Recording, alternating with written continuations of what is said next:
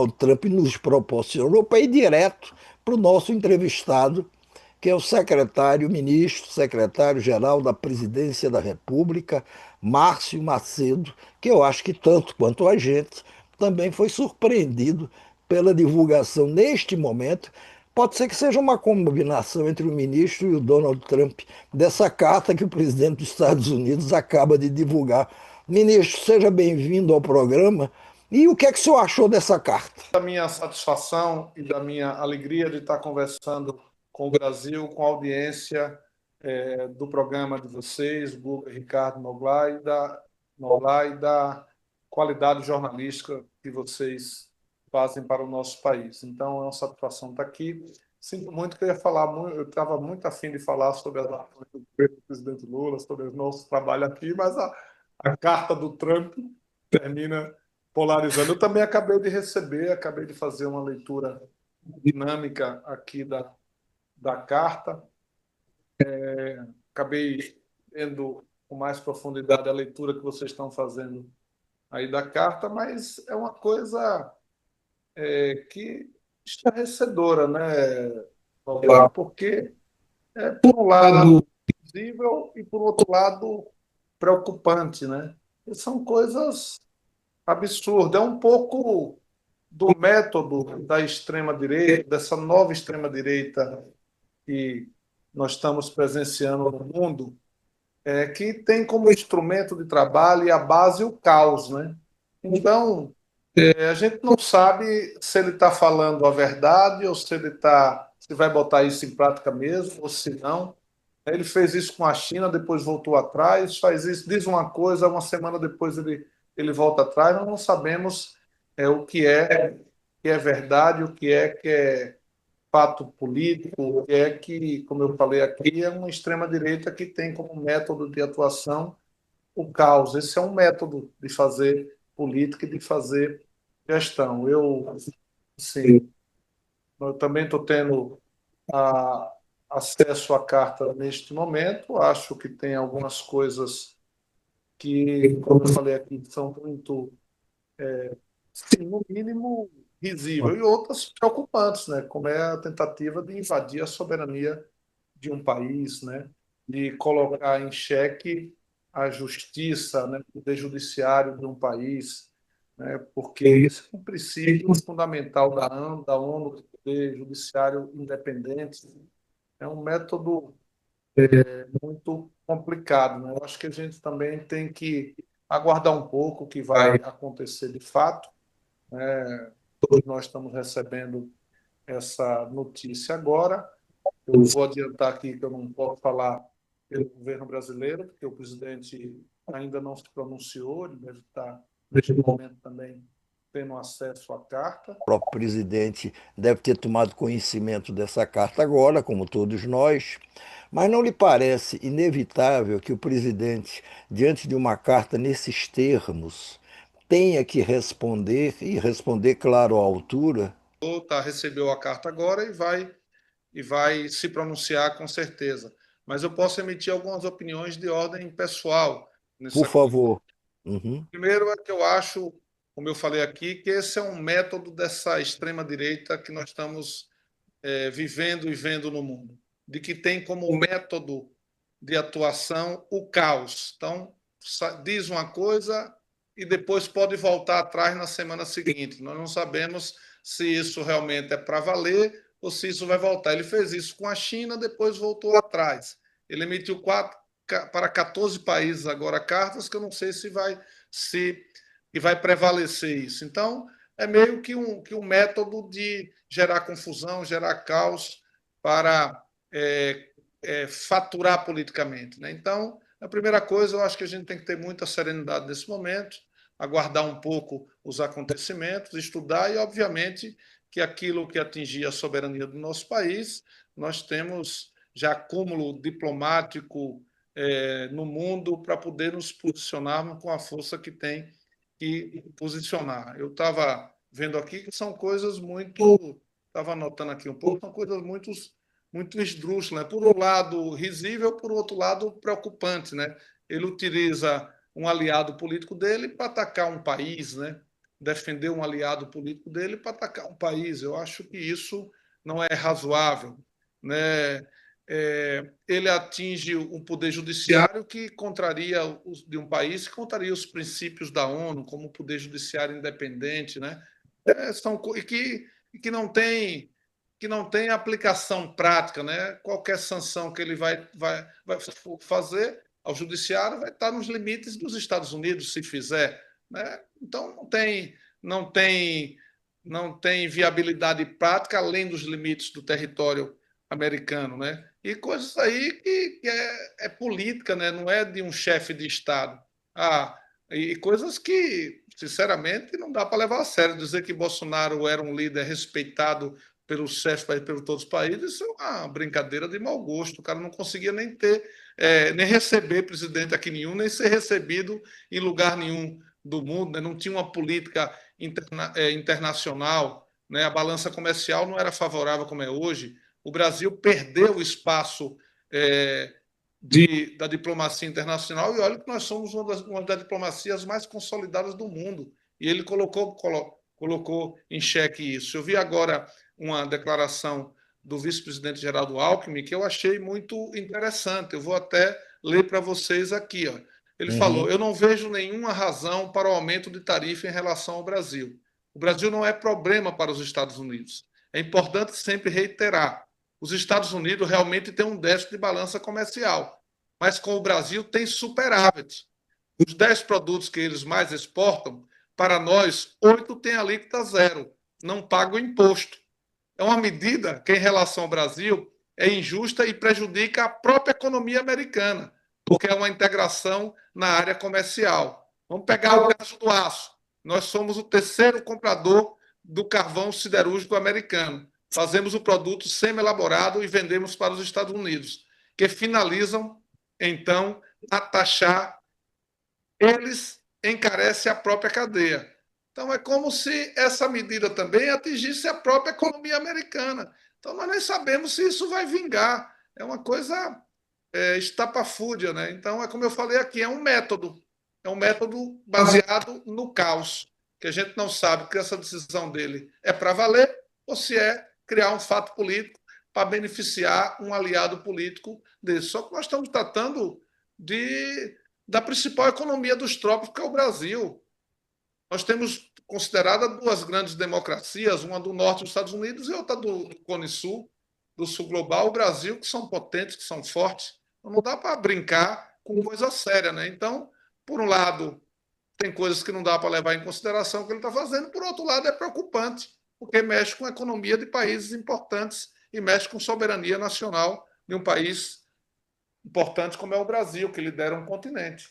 Mas beneficia politicamente o Bolsonaro ou é um tiro no pé? Ou isso, na verdade, vai ajudar a reeleger o Lula? O Bolsonaro não pode ficar com a fama de sabotador da República depois dessa?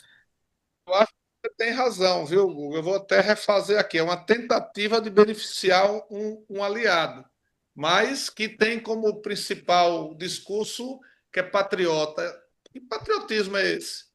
Que o cara bate continência para a bandeira americana e para os interesses americanos, e bate palma para ações que podem prejudicar o Brasil.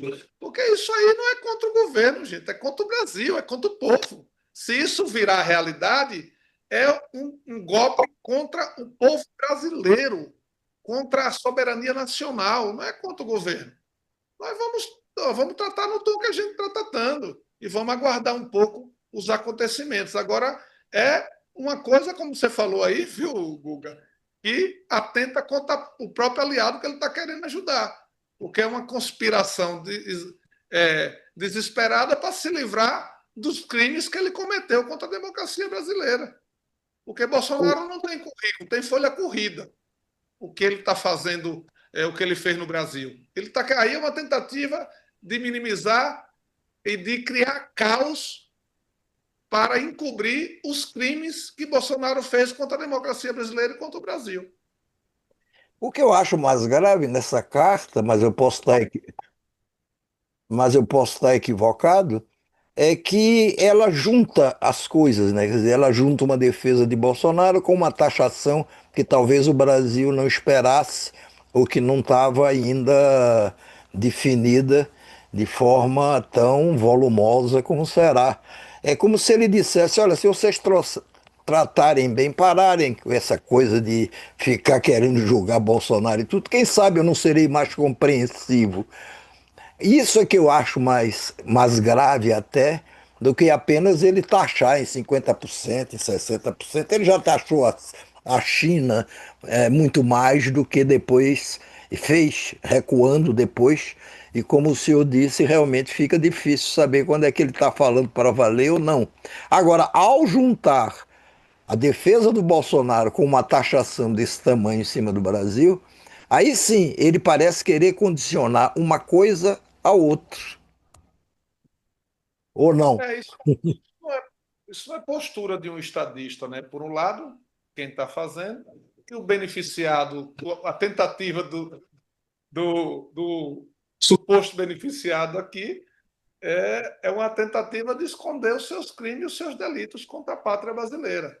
Então, isso não é coisa de estadista, não é? Eu estou demorando a acreditar que isso seja sério, sabe, Noblar? Nós temos que aguardar um pouco para ver os acontecimentos, como é que vai ser. E, obviamente, preparar, conversar, discutir de forma muito sóbria como é a tradução da diplomacia brasileira, como são os 200 anos de amizade entre o Brasil e os Estados Unidos, para nos debruçarmos sobre isso e tomar as decisões que têm que ser tomadas, respeitando a soberania do nosso país. Agora, se o Guga concordar, eu queria passar algumas perguntas que eu tinha imaginado lhe fazer antes desta carta inesperada do Trump. A primeira é o seguinte: a gente ouve muito no Congresso, claro, em todas as áreas onde você tenha uma oposição mais ferrenha ao governo, mas principalmente no Congresso, a gente ouve falar muito o seguinte, e claro, da boca da oposição: esse governo já acabou. Esse governo já acabou, eu sei que o senhor acha que é o contrário disso. Eu estou dizendo, mas o governo acabou porque não tem mais tempo para governar ou não tem mais condições de conseguir aprovar no Congresso nada? Eu acho que o governo acabou com a fome no Brasil, que tinha 33 milhões de pessoas passando fome quando nós chegamos, e hoje nós já retiramos 24,5 milhões de pessoas. Eu acho que o governo está acabando com o desemprego no Brasil, nós estamos caminhando para pleno emprego no nosso país. Acho que o governo está acabando com a submissão do Brasil aos grandes estados nacionais, do qual o governo Bolsonaro se comportava como lambe-bota dos Estados Unidos, e hoje o Brasil tem uma balança comercial favorável, resgatou o prestígio internacional. Eu acho que o governo brasileiro está acabando com um país que estava com descontrole inflacionário. Eu acho que o governo brasileiro está acabando com a situação de desajuste que tinha no nosso país, e acho que nós estamos com os números bastante saudáveis, né? Uma economia forte, acabou com a criminalização dos movimentos sociais. Eu acho que o Brasil está acabando com um monte de coisa de uma herança maldita que o governo Bolsonaro chegou. Eu acho que é uma vitalidade muito grande. Se você observar, Noblar, se o Brasil hoje fosse um paciente que fosse fazer um check-up no hospital, os números são excelentes, porque, olha, estamos caminhando para pleno emprego, é o maior investimento público e privado da última década, é o maior PIB da última década, é um Brasil que está acabando com a fome, é um Brasil que está se impondo internacionalmente. Então, os números são muito eficientes. É óbvio que nós temos desafio para enfrentar, e não se resolve tudo ao mesmo tempo. Nós passamos por 6 anos de desaceleração da economia, né, de um enfrentamento das políticas sociais. O Brasil do Lula botou de pé todas as políticas de proteção ao cidadão e à pessoa humana. Então, eu acho que nós estamos vivendo um momento virtuoso e estamos caminhando para consolidar um ciclo de mudança no nosso país. É claro que isso incomoda a oposição, é claro que isso deixa a oposição nas cordas. Então, eles começam a utilizar instrumentos como os da fake news, como a utilização das redes digitais de forma indevida, que isso é uma coisa muito séria, que esse país precisa discutir e o mundo inteiro. Aqui, os trilionários do mundo resolveram financiar a extrema-direita e se apropriaram das redes digitais com muito dinheiro, com muita tecnologia, e hoje o limiar entre verdade e mentira é muito tênue. Utilizam a mentira como instrumento de luta política, como é o caso, se você olhar direitinho na carta de Trump aí, eu já recebi um monte de fake news e um monte de mentira, porque é um método da extrema-direita no mundo inteiro. Então, mas é um mundo que a gente vive, nós estamos fazer essa disputa política entre os valores civilizatórios da humanidade e os princípios do fascismo, da violência, da mentira, da negação, do preconceito. Então, é isso que nós estamos fazendo, devolvendo o Brasil para os brasileiros e podendo construir, voltar a construir uma nação que tem responsabilidade com seus filhos, que lidera um continente. Agora, esse enfrentamento que está se fazendo não está levando vamos dizer, de propósito ou não, quer dizer, de plano pensado ou não, a um conflito que pode se agravar entre ricos e pobres?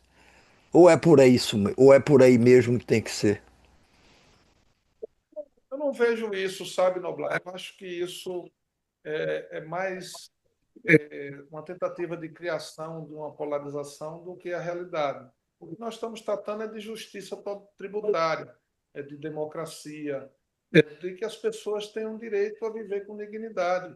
Veja como é que está esse debate mais recente. É correto menos de 1% da população querer impor seus privilégios a 99%? Acha que é justo 50 bacanas bilionários não pagar imposto nesse país? Aí você paga, eu pago como professor, você paga como jornalista, quem está me ouvindo agora, um policial, a médica, a enfermeira, o engenheiro, o pedreiro, o trabalhador rural paga o seu imposto e os bacanas não pagam imposto? Você acha que é certo isso? O que nós estamos querendo é que pague igual. Assim como nós pagamos, que eles possam pagar também e que as pessoas possam ter direito a ter uma vida digna, né? Como tem coisa. Você mora em apartamento ou casa, Noblar? É como se Eu, você mo- morasse num apartamento Uhum. e o seu vizinho não pagasse o condomínio. É justo você pagar por ele se ele mora no mesmo local que você mora? E às vezes o cara que mora na cobertura, não paga o seu condomínio e você tem que pagar por ele. É isso que nós estamos fazendo. Não se trata de disputa entre ricos e pobres. Nós queremos construir um país menos desigual. A maior chaga que um país pode ter é a desigualdade, porque mata gerações no nascedouro, mata as pessoas de serem felizes, de construir a sua vida. O que é que nós queremos? Acabar com a fome, com a pobreza, dar oportunidade aos filhos do povo, diminuir a desigualdade e fazer justiça tributária. Porque no governo do Lula é um ganha-ganha. Todo mundo ganha. Foi onde mais o agronegócio ganhou, a indústria nacional ganhou. Nós só queremos que os trabalhadores também ganhem, que o povo possa ter acesso também.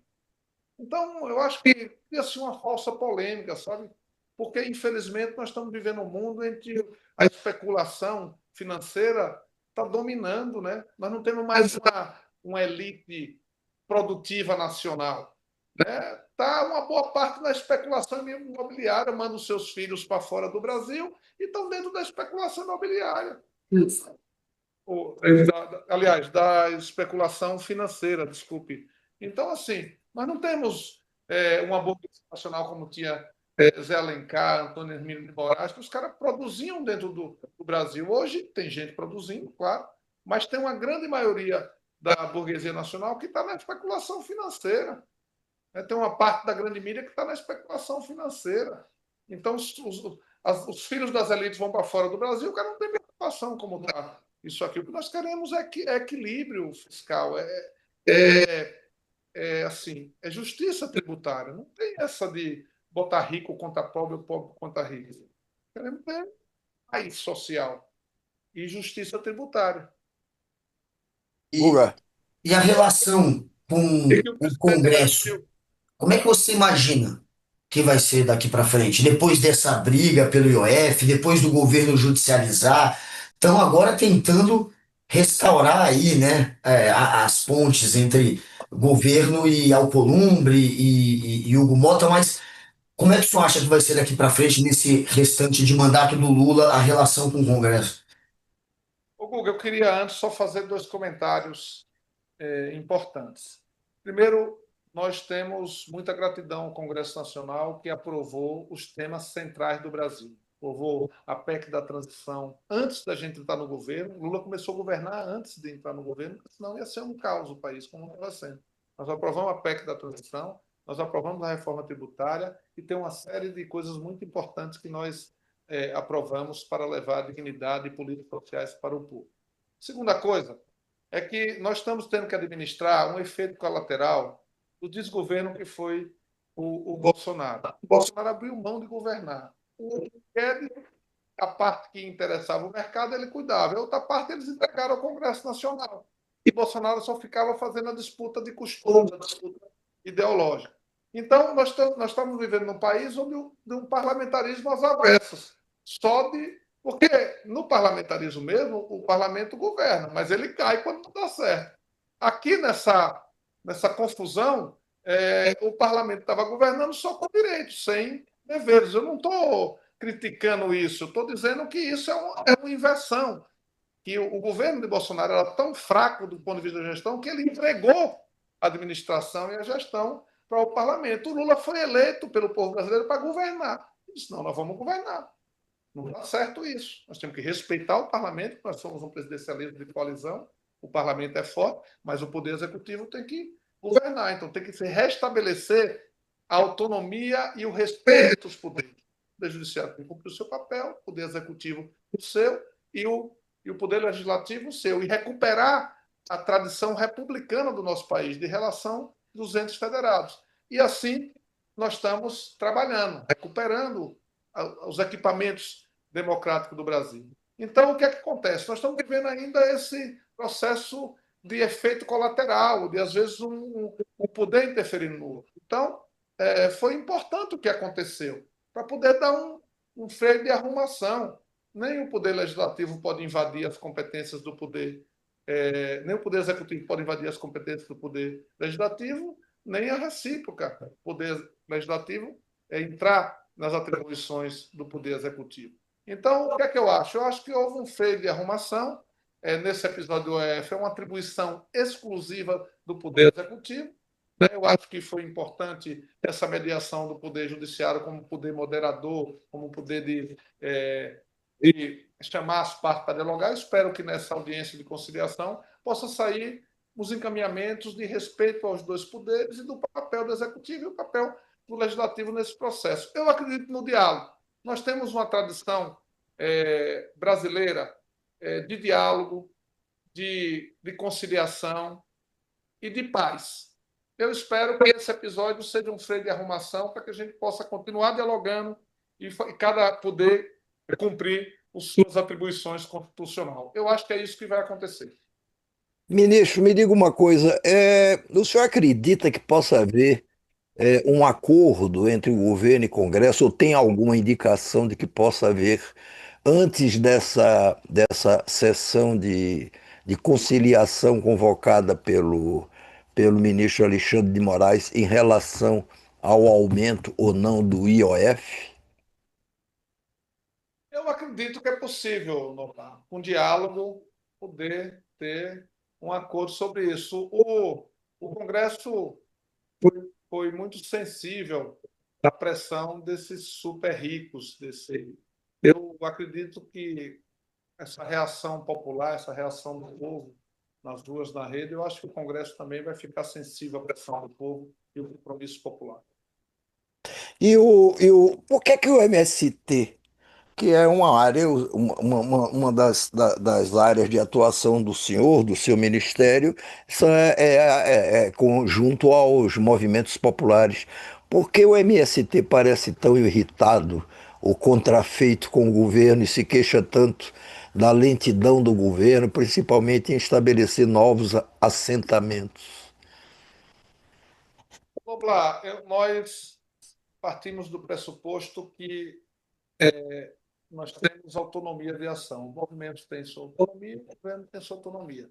Nós somos parceiros, eu tenho muito respeito ao MST. O MST teve um papel muito importante na defesa da democracia, na denúncia daquele golpe parlamentar que caçou uma mulher honesta, honrada, sem cometer nenhum crime de responsabilidade. O MST esteve presente na luta em defesa do presidente Lula numa prisão injusta, ilegal e arbitrária, na defesa da democracia brasileira. Então, eu tenho muito respeito para início de conversa em relação ao MST. Eu acho natural que eles façam reivindicação. O governo tem um cardápio de políticas para o campo muito forte.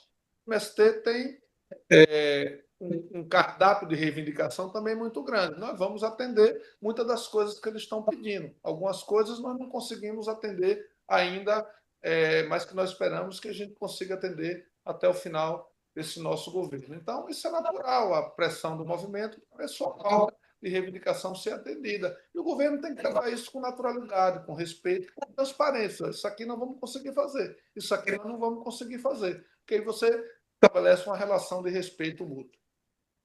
Agora, ministro, parou, acabou? A gente pode falar que acabou a reforma ministerial que o Lula tinha começado a fazer com a troca de algumas cadeiras, ou ainda não acabou, ou ainda pode ser retomada?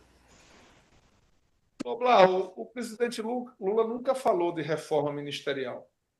Isso foi muito mais um desejo, acho que, dos setores da imprensa, setores do mercado, para criar algum tipo de instabilidade, de mal-estar em relação ao governo, mas a verdade é que esse tema nunca foi debatido dentro do governo, nem o presidente falou nunca sobre isso no governo, tampouco tem declaração dele publicamente. Ele mudou porque ele achava que tinha que mudar, ou porque ele achava que tinha que mudar do ponto de vista da gestão, do ponto de vista político, ou por necessidade política em relação aos nossos aliados. Então, isso foram coisas pontuais. Então, eu acho que assim vai prosseguir. A declaração dele sobre isso é que estava satisfeito com a equipe dele e que iria continuar tocando o seu governo. Então, eu acho que isso foi mais um balão de ensaio do que propriamente dito uma realidade dentro do governo. O senhor já ouviu algum momento, na sua intimidade com Lula, ou em alguma reunião, eh, ele falar, olha, eu vou ser candidato ao quarto mandato? Ele já disse isso dessa forma explícita. Ele nunca falou sobre isso. Agora, nós do governo sabemos, e nós do campo democrático popular, que é muito importante ele ser candidato.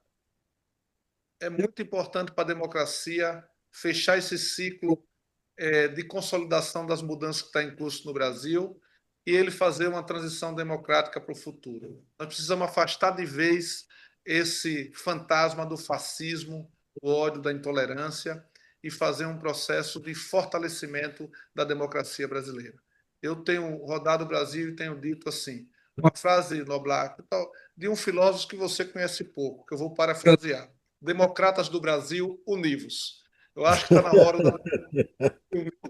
em torno de afastar esse fantasma do fascismo. Então, a candidatura à reeleição do presidente Lula é uma necessidade histórica. E ele tem saúde suficiente para isso, se cuida muito, está preparado para isso, sabe do papel histórico dele. Eu acho que ele tem um olhar no presente e um olhar na história, sabe da importância que ele tem para o Brasil e para o mundo hoje.